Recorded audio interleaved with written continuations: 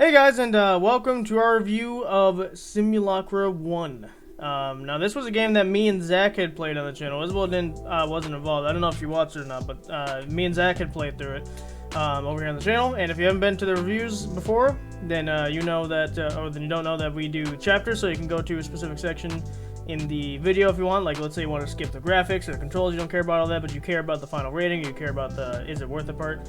You can use that and use the chapter features to do that. So with that being said, we're going to get started with the game company / creator. Now, the game company / creator is, according to Steam, it's Kagan Games. I don't know how to say them pronounce it. Nah, sounds fake. As far as I'm aware, they've only really made Simulacra-related titles. I think they've made a couple other stuff, but not really anything that I've seen being promoted, so it might not be good. I don't know. I know they made. I think they're the ones that made Sarah's Missing, which I don't think is on Steam anymore. But we never played that. It was basically like it was a precursor to Simulacra. They've made a couple like Doctor Who stuff. So, but other than that, it's just Simulacra. So, but they're a very small indie company as far as I'm aware. There's like I don't know how many people work. The credits for Simulacra 1 was like decently big, but I think they're still a small indie game company. So keep that in mind. But yeah, so the Simulacra 1 was really good. Simulacra 2 was pretty good. There's a couple things I didn't like about 2, so I think it honestly was a little bit worse. But and we haven't played the third one yet. So but that moves on to what is done well. Now the jump scares in 1, the first one, because there wasn't really any in 2 for some reason. No, 2 was a lot less scary, I think. But in the first one, oh boy, they really got you with jump scares. Like they were top tier jump scares. Like the one that got me and Zach specifically the worst was that one where we were researching about Taylor. He's a character in the game. You go on the internet and search his name up or whatever, and as soon as you do that, and once you search his name up, whether you do it correctly or not, and you exit the thing, it like this like his distorted face or whatever shows up on screen with like this. I don't even know how to describe the sound effect. It's like a buzzing sound. It's something. Like a screeching. It's like your phone crashes and it's like stuck between like trying to process something. It's hard to explain. It's like computer screeching. We made a short of it. That's how bad it was. Oh yeah, it's horrible. And Zach has Snapchat going. I can't even believe this guy. Why? But anyway, the point is that it was that jump scare was really bad in the good way. Obviously, when I say bad, it means good. The Anna one at the very beginning was terrifying. That one didn't get us as much, but it did get us quite a bit. And then there's a couple more sprinkled throughout. I think even the call, when someone would call you, it would always be like, as we got playing, we started to get used to it, but the first couple of times they would call us or someone would call us, we'd be jump scared because it's so loud, and you don't expect it. So I think that's the horror element of this game is very done well. The villain, the simulacrum or whatever they Simulacra, whatever they want to be called, there was a very good villain because you didn't kind of understand what was happening because you just figured it was just a normal kidnapping, that Anna got kidnapped or something. But that as you go through the story, you start to realize that not everything is what it seems really. And then obviously this all leads up to like a final confrontation with the Simulacra, which another thing that's done well is the fact that there's endings. There's 4 endings. So there's the Save Anna ending, because basically the Simulacra gives you a choice at the end of the game, because the Simulacra wants to take over Taylor next. So you have to choose between Anna or Taylor. So there's the Save Anna ending, there's the Save Taylor ending, there's apparently an ending where they both die, so I don't know how you got that, but glad we didn't do that. Then there's an ending where you save them both, which I don't know if we did. We did. We did do that one? Yeah, we did. They were both alive. Maybe. I know we didn't kill them both. I know that one. No, but they were both alive at the end. I know that. So we got the good ending then, or whatever. But either way, the point is that those are the 4 endings, and I don't know if I looked into this or not, but the way that you dictate what ending you get. So if you just choose Anna or Taylor, that's how you get the ending, respectively. You get Anna if you save Anna, you get the Taylor one if you save Taylor. I don't know how you get the death one. Maybe you just. Maybe it just sucks so bad that he's just like, I don't give you a choice anymore. I don't fully know. Once we did our playthrough, we left you guys to go get everything else because that was one of those games I'm like, you know what, the people should finish this themselves. They want to see the other endings. But if Zach's true in saying that we got them both alive, I would assume you did well enough that he gave you that option. I think so. But yeah, the point is that there's 4 endings and it's great. All the endings actually matter because it changes the ending you get, and obviously your progress of the game changes what option of ending you get, which I find very cool. So that's done well. You have the whole phone aspect is terrifying. Just like you find a lost phone and it's like perceived as like you're going through it and stuff.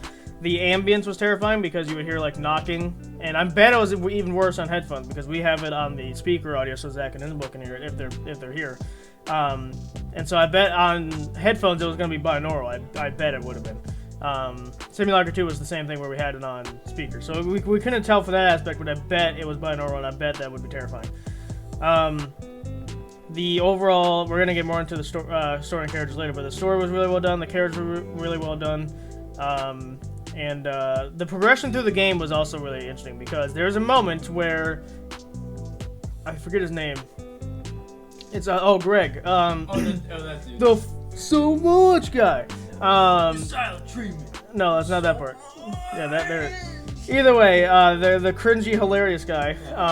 He basically gets to Anna's apartment, and the laptop tries to basically clear its data to erase any evidence that Anna was gone. And it actually succeeds. I don't think you can stop that. As far as what I've looked into it, I don't think you can stop it.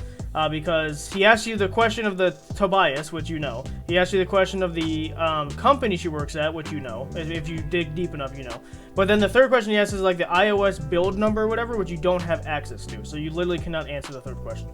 And so the computer resets and you're brought back. Like the phone resets too. Because it's like a global reset, and essentially you're brought back to like because it's obviously ripping off of Apple's like, well, all phones have like a welcome screen when you first get a new phone, but it's ripping off of that, and it's like it's asking you questions like, oh, what's your name? And if you type in Anna, because everyone, like I figured people would do that, it's like, no, I asked for your name, and it's like, wait a minute, what's going on here? And then if you just input your like first name, it asks like, no, I want your full name. It's like, all right, you gotta calm down a little bit. I think we just put Flap 60 Gaming, I think. I forgot what we put, but either way, there's that, and then it asks you like, tell me your biggest, like your saddest moment in life or whatever. Tell me like, do you prefer the chicken thigh or the chicken leg or whatever. It's like all these random questions that the AI of a phone doesn't need to know really. And then the last question asks you like, oh, would you like to, I forget what exactly it says, but it's like, oh, would you like to be informed about missing persons or whatever? And then, or no, would you like to collect data for like, in case someone goes missing? And then if you say no, it's like, oh, well, too bad for Anna then. It's like, wait a minute. Like that's scary. I don't think we got that, but I watched someone get that. Because I think we said yes, maybe, or maybe we did. I forgot. Either way, I watched someone play the game. Yes, I don't remember that. I watched someone play the game, and then that was they said no. I think it was Markiplier. He said no twice, and they said, well, too bad for Anna then. And he's like, well. But yeah, so that was really well done. That was subliminal messaging right there. That was really cool. So yeah, overall, a lot of stuff is done well. I think a lot of the game was done well. But moving on to what can be improved.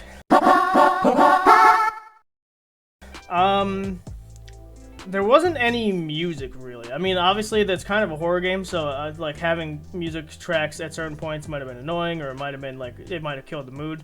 But yeah, there wasn't like a whole lot of that stuff. I think you unlocked. I think in the first game you unlocked music, and you could have it playing, but I know it's copyrighted music, so we didn't play it during that because I know it's copyrighted. Similar to Square Enix, they play like you can turn it off. But if you have it playing, it's all copyrighted, so you're not going to monetize the video anyway.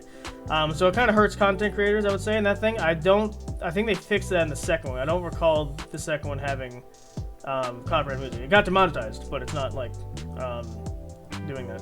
Also, speaking of which, I don't know when this comes out, but we played through the second one. It's just we haven't uploaded a lot of the episodes just yet. So just depending on when this comes out, I don't know. Yeah, so the maybe the fact that like keep the music selection you have, but just make it non-copyrightable for people that are playing your game online. I think that's a much better alternative than just having copyrighted music, because otherwise you have to that means you have to turn off all music basically. So I think that could have been improved. I think there's not really a lot, honestly. It's not a perfect game obviously, but there's not a lot I can think of off the top of my head. I think honestly the way you get to the endings is like a little like to a new player. Now that I played the game, I understand what it's kind of what it wanted from you, but as a new player, I don't think I would have understood what I needed to do in order to get the good ending. So let's say you got the bad ending, or you got the save Taylor ending, you saved only one of them, and it says, oh, can you get the other ending? I wouldn't know how to do it. And also, here's another problem, right? Is if it's progressive, like as you go through the game, it's like tracking your progress. It's like, oh, this guy's doing really well. Then that means when you hit continue, when you're brought back to like when you're talking to the simulacrum, you can't get the save them both ending. You have to restart the entire game. Now, granted, New Game Plus makes the text faster. I forgot what else it did. Was that just it? I think it just made the text faster, and maybe it made some other things faster, but that's really it.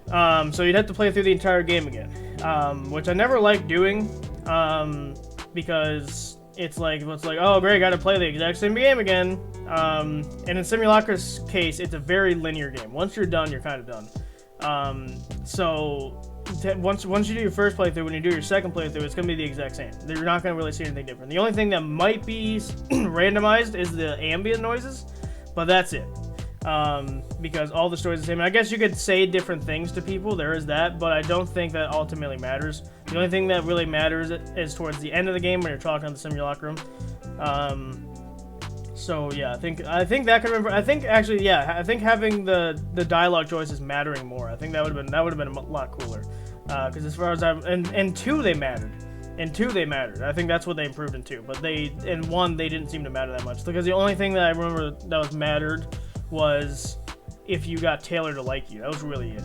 Because you could have been a douche to him, or you could have been nice to him. We were nice to him, if I recall. But that's really the only change that happens if you do certain choices with the dialogue tree. So yeah, I think that just having the dialogue trees make more of an impact would have been cool. We're moving on to any problems or glitches. I don't recall any. This game is very polished for an indie game, as far as I recall. So there's not much to really say on this for me. But moving on to controls. So this is a PC only game. It's on Steam, and if I recall, it's just point and click. I don't think you don't move, so it's not a WSD game. I think there might have been, because it's a phone, I believe you can press, the escape button is tied to closing the application. Like, not the game application, but an application inside the game itself. So I don't know about that, but I do know it's point and click, so it's like baby controls, you'll learn it immediately. But moving on to graphics. And the graphics, it looks like real life, because it kind of is. So the way this game was made was they actually, any video in the game, they actually took a video of that with their cameras or with their phones, probably with their phones actually. Any image, any pictures in the phone, they actually took those pictures.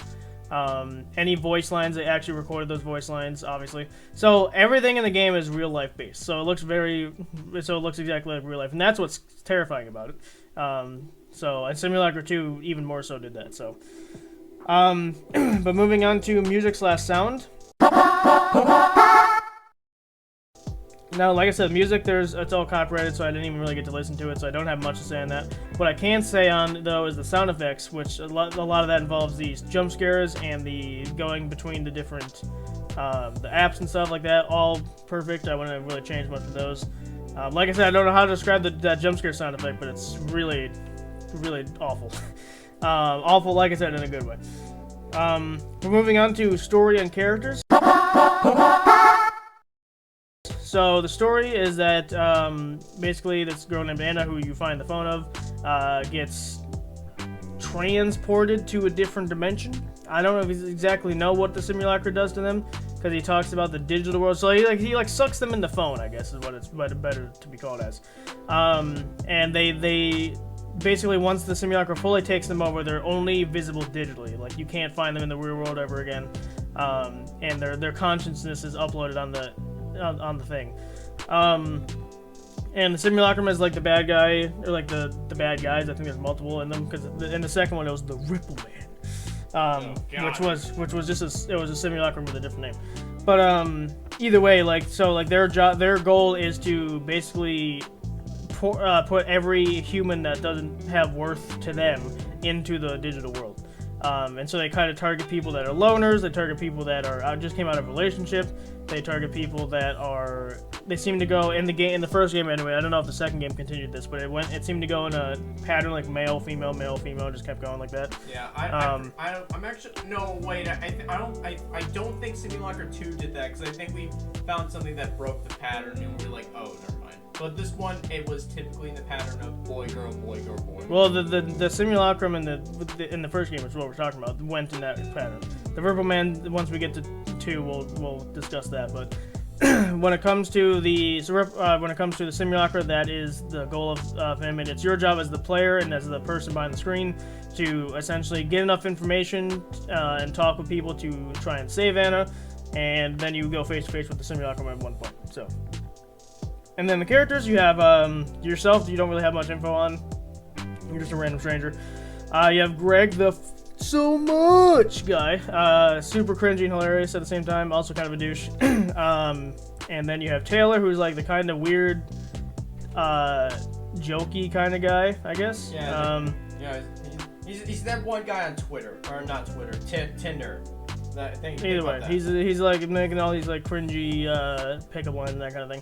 And then you have Anna, who's the girl that's like been kidnapped. You don't really get to see her too much until the end of the game if you save her, where she kind of describes that she's not really feeling. So what I did see is that I think Mark got the save. He can only save one of them. And if you save just Anna, she's like, oh yeah, I'm saved, but I don't feel well or whatever. And it's kind of shows that the simulacra kind of latched onto her still. So she's alive, but she's kind of not the same anymore. But yeah, so there's Anna, and then there's her best friend. I forgot her, Ashley, I think is her name. And she's kind of like the stereotypical girl best friend kind of thing. Not much to do with there. I think that's mainly. I mean, this is obviously like, I'm not counting like the people on Twitter or like the people on Tinder. Like, I'm not counting those guys. So there's a lot of characters, but like there's a lot. Those are the main characters I'm talking about. So yeah, moving on to replayability. Now, technically speaking, there are multiple endings.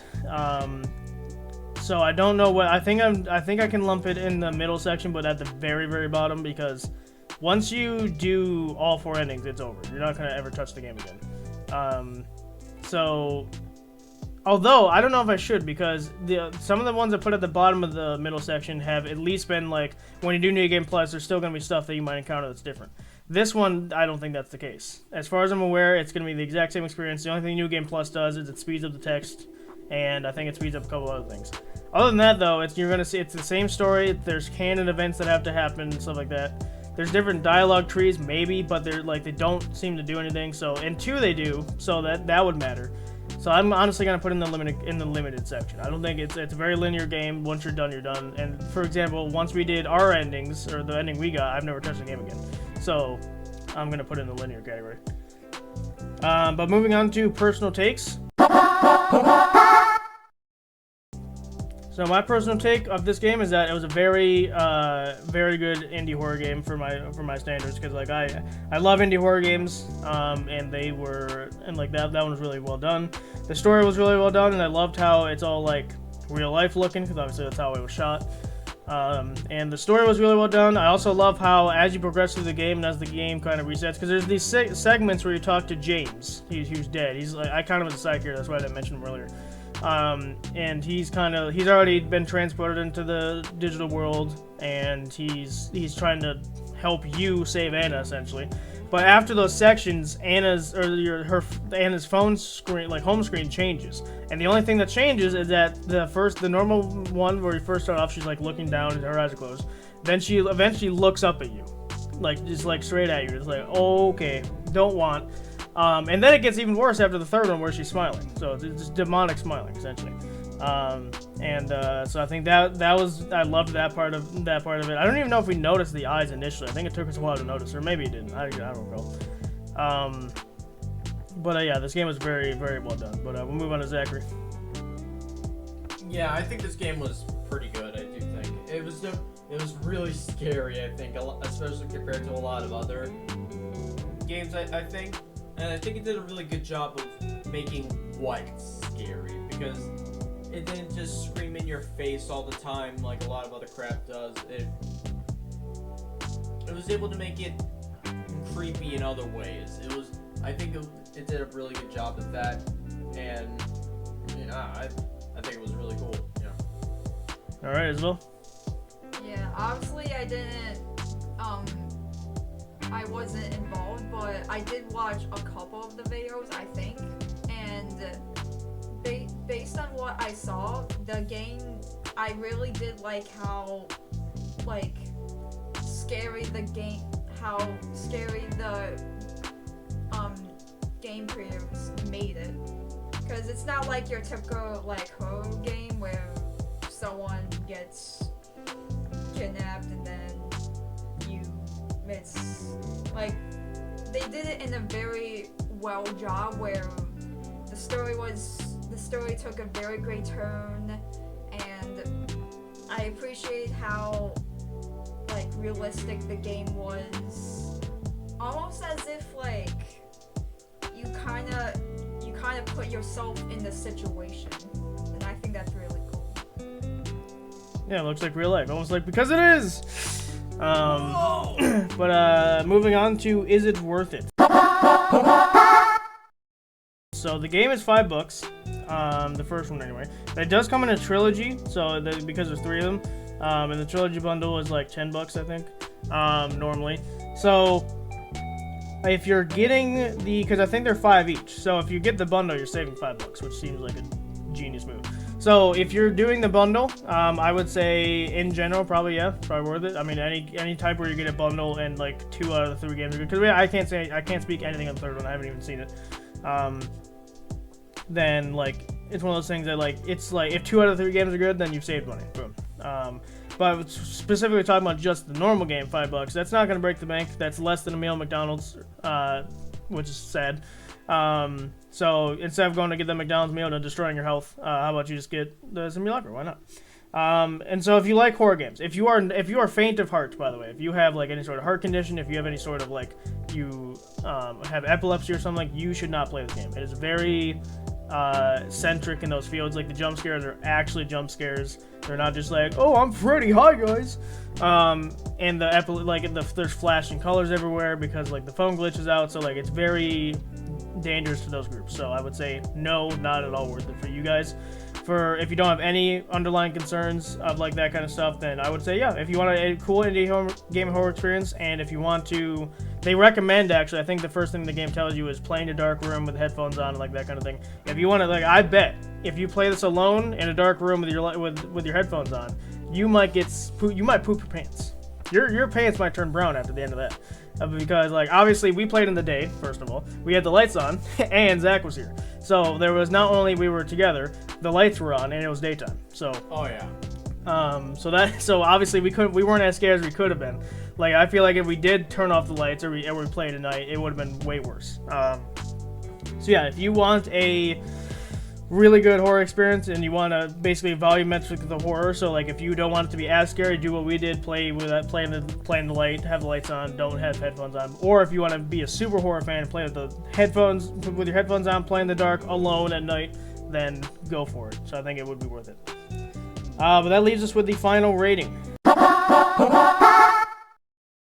Out of 10. And I've thought about this for a good while, but I think I'm going to put it at a solid middle ground 7. I think it's a good game. I think that it's one of those horror games that like everyone should play eventually. It wasn't revolutionary or anything, that's why I'm not putting it 8 or 9. And obviously there was problems with it for me, but it was a good game. And yeah, that's all I really got to say about that. But moving to Zachary. Yeah, I was considering either a 6 or a 7. Because I wanted to save it at 7 just in case of like the third one I think was better, but I think I can kind of keep it at 7. I do think because yeah, it's good, but obviously. Well, I'm just thinking of future stuff because I honestly think the second one was worse. The second, I do think that the second one. I would rate that lower for me, so that's why I'm putting it at a 7. But Isabel.